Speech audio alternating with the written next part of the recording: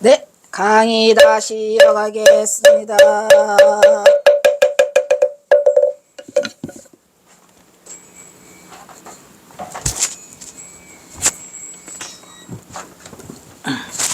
추워. 진짜. 내가 몇 개월 이제 살았냐.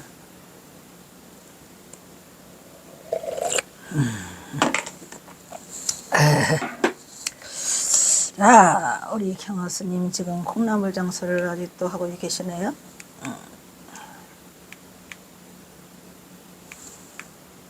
또 안 돌아. 캐럿. 제 10강을 차려구만. 제 10강. 에이, 추워. 추워.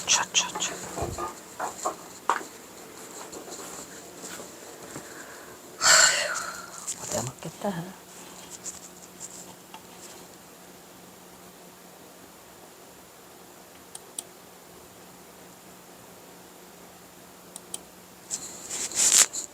지금 10강 시흥장터에서 개어대사를 만나다. 네, 개어스님.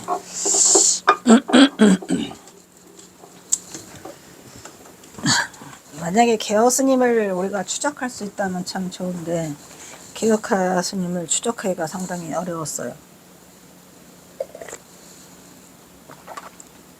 일단은 한속을 하셔가지고 그렇고, 또 한속하셨다 하더라도 경화선사가 그렇게 큰 힘이 됐으면 또 연락도 했으면 좋은데,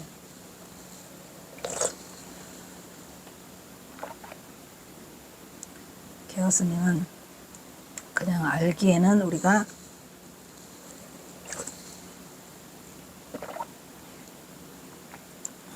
개혁스님이 뭐 일자 무식이다, 그래서 경사 공부를 안 가르쳤다는데 그건 아니에요. 제가 추적한 바로는 그 김태읍 스님이 쓴 인간 경어에 나오잖아요. 그러니까 개어대사가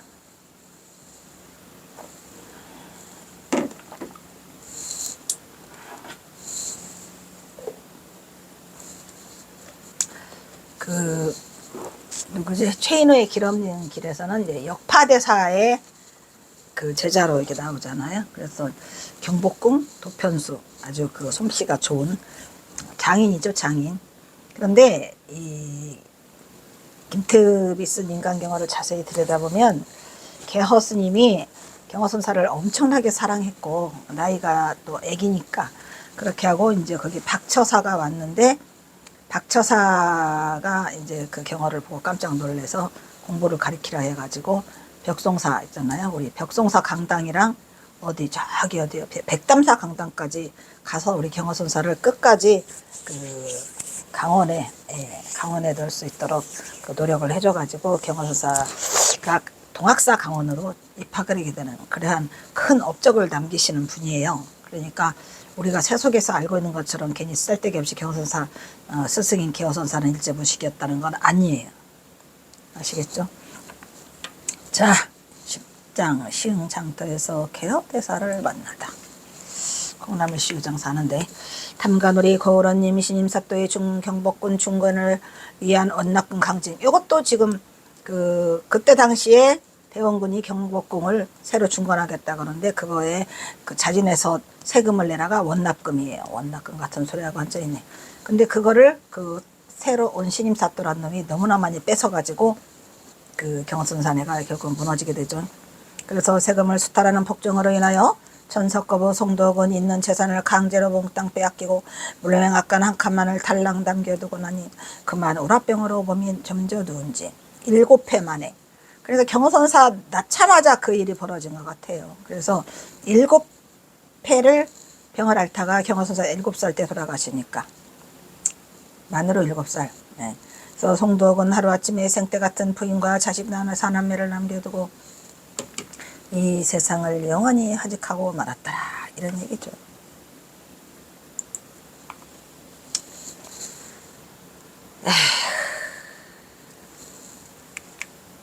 모든 것을 한꺼번에 잃고 빈 몸으로 땅바닥에 앉은 낚시 부인은 그래도 신심이 하도장하여 송동욱이가 세상을 떠나기 바로 전해에 동욱이? 동두옥이죠. 먼 일가인 마곡사의 금해대사에게 큰아들을 동석을 출가시키고 송두옥이 사마가자 이듬해 더 이상 이곳 우동면 구암리 마을에서는 살아가기가 힘들어 정든 고향을 등지게 되었더라. 이런 얘기죠.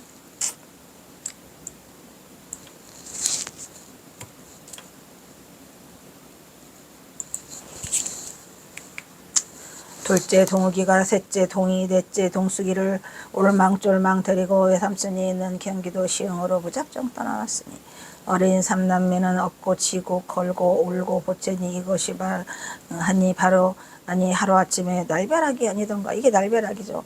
박신을 하늘을 향하여 원망해 본들 아무 소용이 없었더라. 그리하여 머나먼 시흥 땅에 열흘이 걸려서 이 서울에 오게 됐죠. 도착하보니 역시 살기가 만만치 않아. 박씨 보이는 다음 날부터 당장 생계를 책임져야 할 판매다. 삼남매 끼니를 해결하기 위해서 그녀는 시흥장터로 광주리 채소를 담아가지고 하고 머리에 이고지고 영어선 사는 콩나물 시루를 이고지고 시흥장터 부근에는 다행히 마음의 위로가 되는 청계사가 있었어요. 오 마이 갓. 항상 이 신심 있는 사람들 옆에는 절들이 있나 봐요. 그죠? 나도 이 봉은사를 말이지. 봉은사를 내가 아까 어디야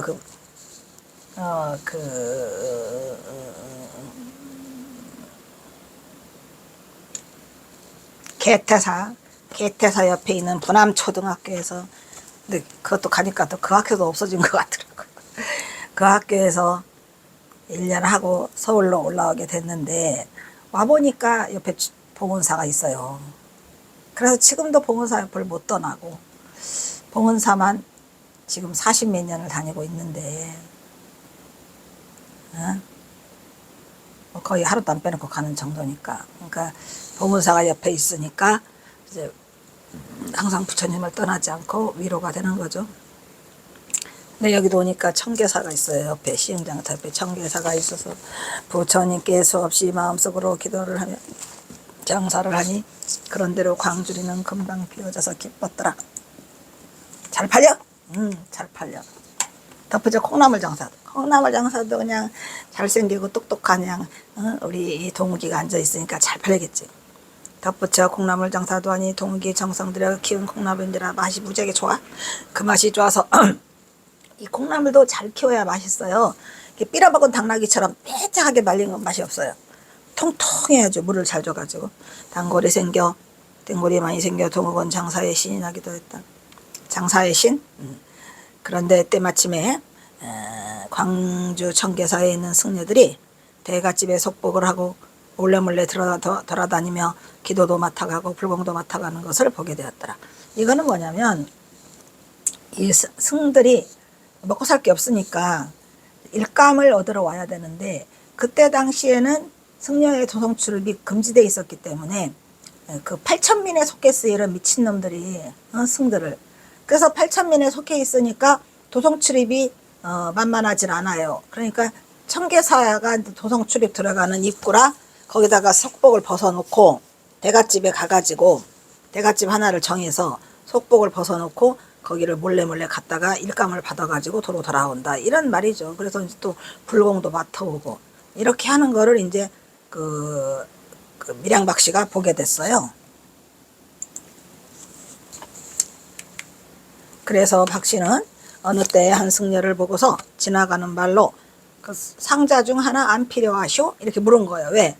경호를 출가시키기 위해서 상자 중 하나를 데려가지 아니하려느냐고 물어봤더니 그 승려는 진실하게 그거를 진짜로 듣고 중이 될 아이를 찾고 있는데 그러면 내가 동욱이를 데려가야겠다 라고 하며 대사가 청계사로 갔으니 그 대사가 누구야? 그 대사가 바로 개허대사더라. 그가 바로 개허당으로, 그러니까 이 인연이 있어서 또 만난 거지요. 이게 스승과 제자가 얼마나 그 인연이 찌들찌들해서 만났겠습니까? 더군다나 이 경허 같은 위대한 인물을 제자로 뒀다는 거 개허스님 영광인 줄 알아야죠. 근데 개허스님이 말 그대로 그 대목장이기는 하지만 그래도 이 그 신심이 장해가지고 우리 경허선사를 끝까지 보살피잖아요. 그래서 자기가 속퇴를 하게 되니까 이 똑똑한 동욱이를 어떻게 할 수가 없어. 근데 그때 만화보선이 마침 청계사에 들리죠. 그래서 청계사에 와서 경호선사와 만화보선을 스승과 제자를 맺어주니 이 또한 대단한 일이 아니겠네. 예, 그러니까 일이 되려면 이렇게 척척척 돼요. 그가 바로 개허당으로 동욱의 스승이요. 출가한 후로도 동욱의 정신적인 지주로 아버지처럼 여겼다 이 말이야. 정신이. 왜냐 어린애니까. 그러니까 경호선사는 이제 아버지가 돌아가시니까 또 아버지처럼 수양 아버지를 모신 게 이제 전봉준 장군의 아버지가 있었고요. 또 여기 청계사에 오니까 또 개허대사가 있어요. 그래서 개허대사를 또 아버지처럼 모시고, 왜냐면 어차피 청계사라고 해봐야 아무도 없어. 중에 아무도 없어. 이처럼 동욱은 일찍 아버지를 잃고 8세의 어머니를 따라서 서울에 올라와서 경기도 강주군 청계사에 가서 개허대사에 의해서 머리를 깎고 계를 받았으니 소연이라는 것은 무심히 아무 생각 없이 빈 의발의 운수 행각을 생각했어요.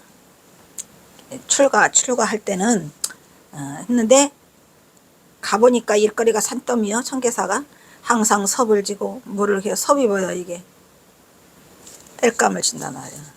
지고 물을 길어서 부처님과 스승을 섬기는 책임으로 부처님과 스승을 어찌나 잘 챙기는지 개허대사도 깍듯이 챙기죠. 부처님도 잘 챙기죠. 예불도 하나도 안 빼먹어요. 글 읽는 겨를조차 없었어요.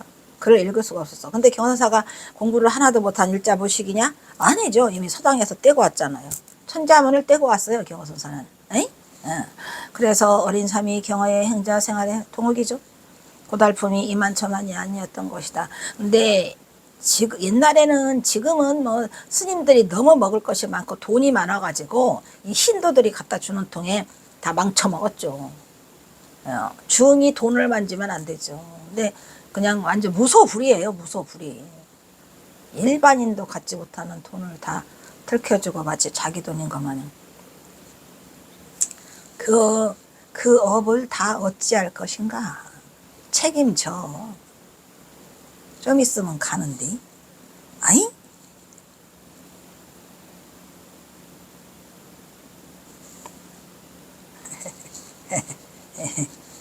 무엇이야 저게.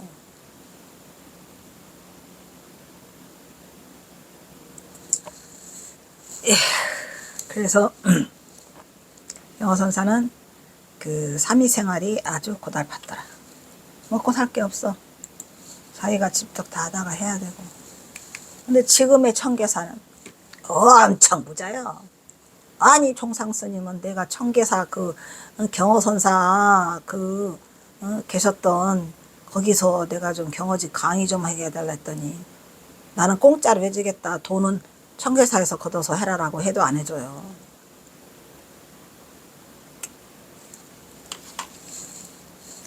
이때 물론 경호가 개허를 만나게 되는 계기는 우연이 아닌 필연이었어. 당연히 필연이었겠죠.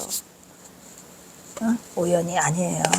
왜냐하면 그런 경호사가 이 청계사까지 온 것도 대단한 인연이죠. 사실은.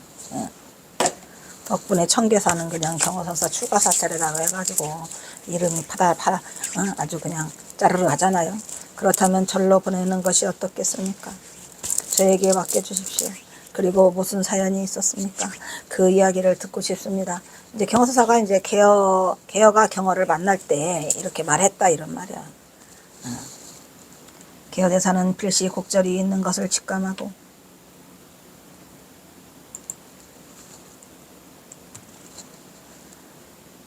어린 동욱에게 나와 같이 절에 가서 살자고 하니까 경호사는 땡이야. 오케이. 땡큐죠.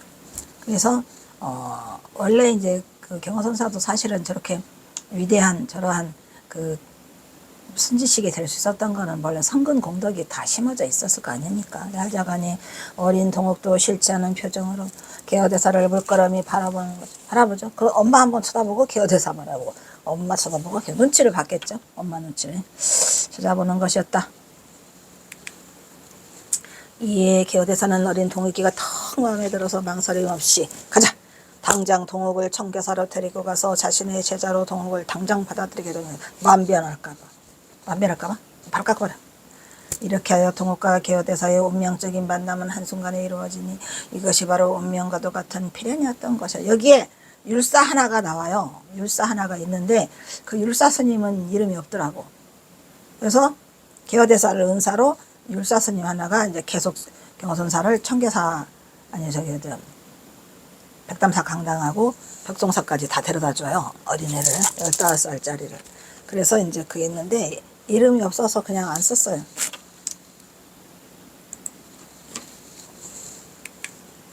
이때의 개어당은 목수일에 뛰어난 솜씨가 있는 도편수더라 이 말이야. 여러 가지 사찰을 돌아다니며 단청리를 도맡아하고 사찰의 건축을 진두지휘하는 도편수로서 그 명성이 자자했어요. 뛰어나 비단 사찰뿐만 아니라 여기저기서 건축 일을 맡게 하는 사람들의 주문이 쇄도해. 그래서 청계사에서 엉덩이 붙이고 있을 날이 없어요. 날이 없는 날마다 청계사가 비어있어. 경호선사가 그 어린애가 8세짜리가 이걸 다 지키고 있는 거예요. 세도하여 짧으면 한 달, 길면 여러 달을 동안 청계사를 비우는 일이 아주 다반사였어요. 경호선사 혼자 청계사를 지키는 거죠. 지금 가면은 그 앞에 들어가자마자 그게 뭐예요? 극락전이에요?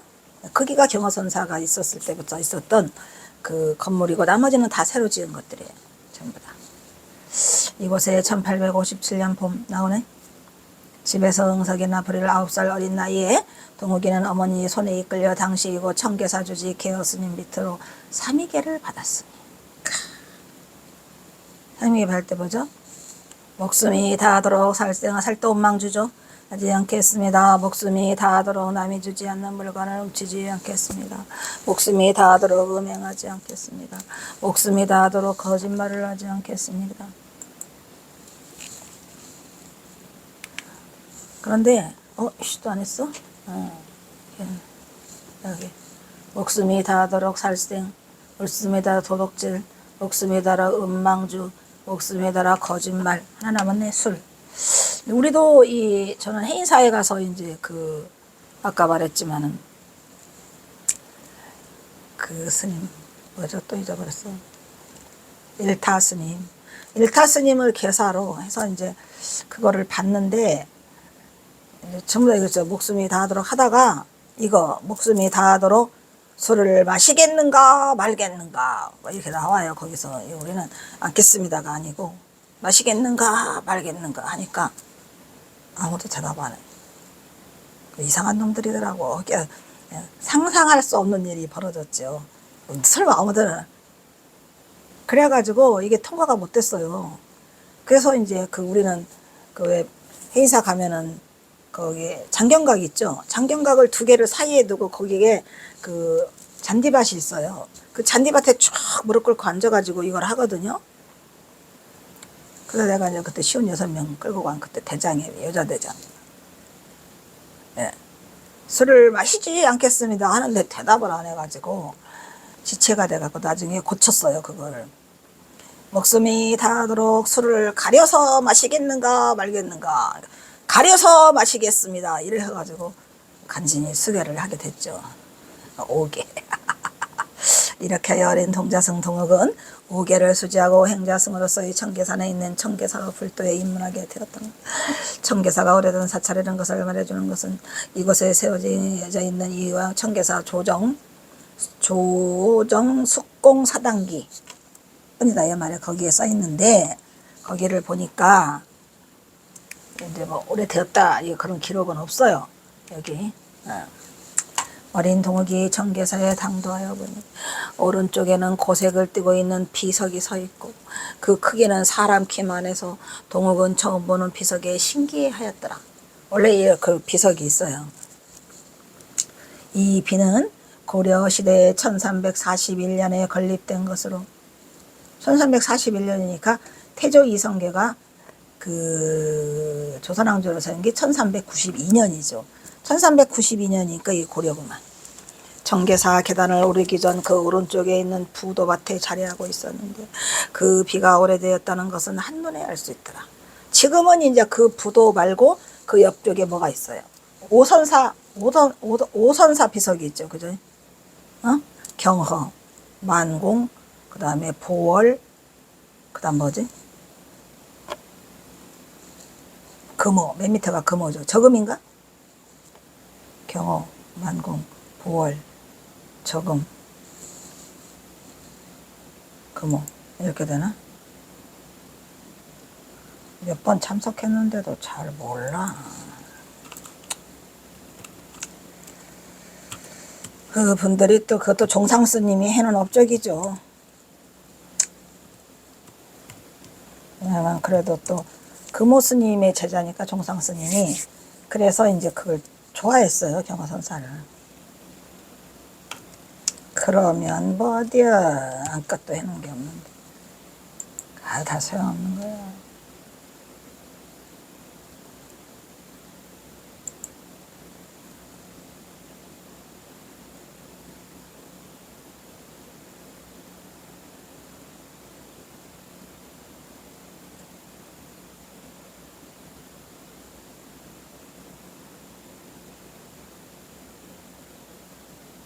월산이네, 월산. 저금이야 되는데 사실은.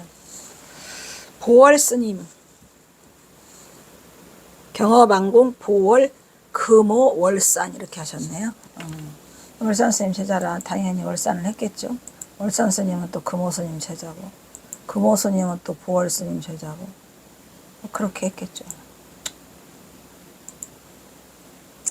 그래서 그 비가 오래되었다는 것을 한눈에 알 수 있는데 그 사당 기비에는 사당을 만들게 된 과정을 일정한 형식에 맞춰서 적어하신 것도 있죠. 그래서 어린 동욱은 그것을 보고 고개를 갸우뚱 왜 어린애가 이제 처음 그걸 보니까 갸우뚱 그랬다 그런 얘기요. 그리고 나서 걔는 내가 이 소설을 쓰느라고 이 소설을 쓰느라고 이 청계산을 아무도 모르게 3번을 다녀와요. 그 뒷산까지 다 올라갔어요. 올라가고 그 어떤 영감이 떠오를 수 있게끔 그 경선사가 나무하러 갔다 그랬잖아요. 뒷산에. 그 나무하러 간 곳까지 다 돌아보고 혼자 정말로 예, 그렇게 해서 돌아보고 와서 이 소설을 이렇게 쓰게 된 거거든요. 그래서 개헌은 어린 경어를 인도해서 곧바로 극락보전이야. 거기가 극락보전으로 들어가. 경화선사가 그 극락보전에서 얼마나 그 기도를 했겠습니까? 어린 동욱이가 15세가 될 때가 14세가 될 때까지 14세 때 떠나거든요. 그러니까 8세에 들어와가지고 14세에 떠나니까 6년간 거기서 그 삼위 생활을 하게 돼요. 네, 진짜 이 청계사를 가면 그래도 경어선사의 그 숨결을 만날 수 있는 곳이죠. 그래서 그 뒤에까지 다 올라가 봤어. 골짜기도. 신기하게 그 골짜기에 가다 보면 별게 다 있어요. 헐. 어린 경어를 인도하여 곧바로 극락보전으로 들어가 삼배를 시키고 삭발하였더라. 동욱은 자신의 머리를 쓱 한번 만져보고 잡아보더니 왠지 시원하구만. 시원하죠. 선생님들은 한번 머리 깎아 버릇해서 머리가 길으면 못 참아? 못 참아. 깎아야 돼. 극락보전은 주비리 아미타 부처님이에요. 극락이라고 써있으면 다 아미타 부처님이에요. 대웅전은 주비리 서가모니 부처님인지라 청계사는 아미차 부처님을 보고 했어요.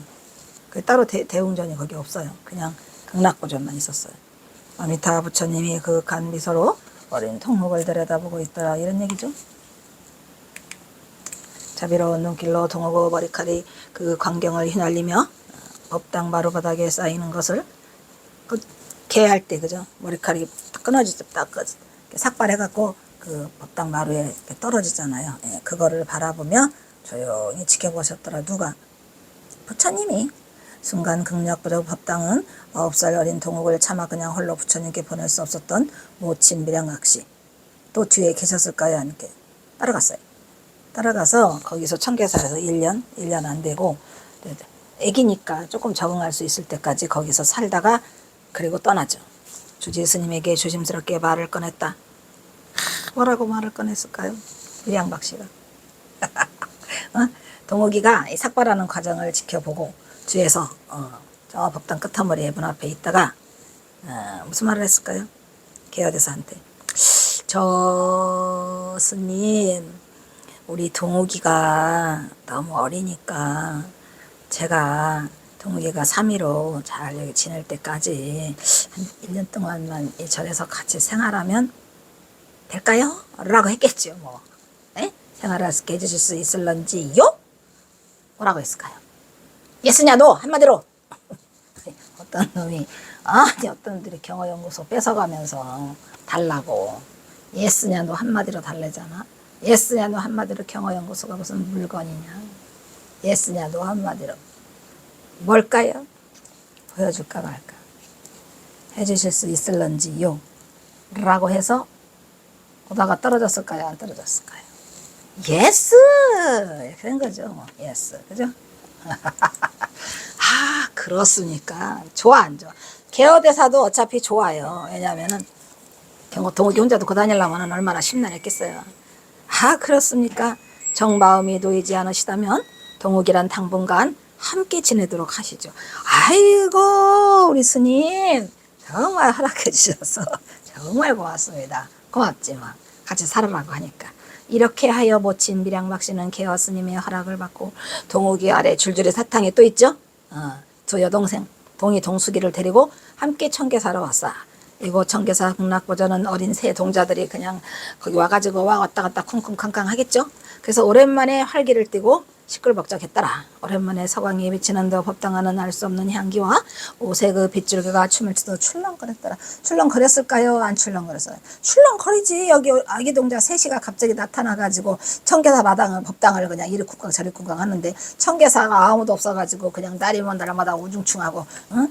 예불도 못 모시다가 경어가 왔으니 얼마나 좋아. 이 한편에 얼마나 좋은가. 얼씨구 좋구나. 법당 한켠에 모셔진 동종은 지금도 청계사에는 이 동종이 있어요. 지금으로부터 3년 전에 만들어진 것으로 경어선사 옥이 앞에 이미 만들어져 있었죠. 경어선사가 뭘 쳤을까요? 이 청계사 이것만 쳤어. 아침마다 문정성 내기라 번내라 이렇게 했겠지. 어쨌든 경어선사가 예불을 모셨던 그 종이 지금도 있고, 이 청계사 동종은 조선시대에 만들어진 동으로 범상치 않아 보였어. 당시 조선의 양식도 있고 신라시대 고려시대 백제의 양식이 다 있었지만 굳이 사대주의 사상에 물이 들어 있어서 중국식으로 만들어져 있더라. 이 뭐가 청계사 이 동종이. 근데 이 청계사 동종을 누가 했죠? 그 조 뭐더라? 조 뒤에 나와. 그 사람 내가 다 했어요. 분양조 씨들이 아주. 그래서 청계사는 그 주인이 따로 있었어요. 그래서 만들어져 있으니 극락보전 한켠에서 세상을 향해서 중생들을 향해서 딩딩딩딩딩 우리 경어선사가 계속 올려졌더라. 그러한 극한 법음이 울리고 있었다. 여기까지 하나 해야 되겠네. 하나 더. 이렇게 하여 경어선사의 위대한 탄생은 청계사의 위대한 출가로 시작됐으니 그 첫발은 바로 청계사였더라. 내가 좋아하는 청계사 당장 경어집 문 열어 라고 했는데 여름은 못 얻었는가. 아주 안 하면 말아. 그냥 조계사에서 하고 말을 해. 동욱의 법명은 따로 없이 그냥 개어대사가 뭐 법명이고 다발이고 지어줄 게 없어. 그냥 네 이름은 동욱이를 해갖고 그냥 큰 초명이 그냥 동욱이가 그냥 동욱이로 그냥 계속 이어가요. 이 초명은 경어가 동학사에서 오도를 하여 태도를 성취하고 난 후 스스로 법호를 경어라는 그 법명은 성우라고 하여 세상에 명명하였으니 그때까지 경어의 이름은 동욱수자였더라. 그래서 그 어디요? 그 이름은 망고에 빛나도다. 그래서 경어선사는 그 뭐지? 동학사에서 그 강백을 하는데도 동욱강백이에요. 동욱수자고. 동욱수자는 이제 강원 다닐 때 그리고 강백으로 23세에 당당히 강백으로 올랐는데 그때도 그냥 동욱강백. 뭐냐? 동욱강백 동욱수자 하다가 31살 때에 정확히는 32세겠다. 왜냐면은 31세 11월 15일 날 그 깨달음을 성취하셨으니까 뭐 그때 지을 수도 있겠죠. 어쨌든 성우라는 이름은 경어선사가 대도를 성취하시고 난 후에 지으신 이름이더라. 이런 얘기요. 동욱의 이름은 그냥 31년간 쭉 동쪽에 별 빛나는 별 동욱. 욱자가 빛날 욱자거든요. 경어보다 먼저 출가한 공주 마국사서 득도한 백씨. 백씨는 뭐야? 사가형, 태허 성원. 그 초명은 버렸어요.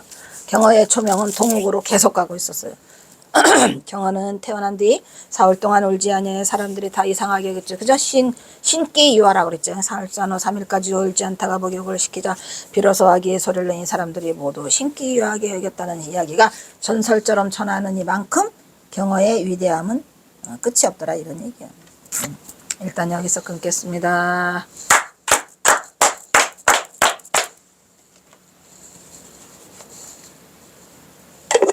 다 먹었네.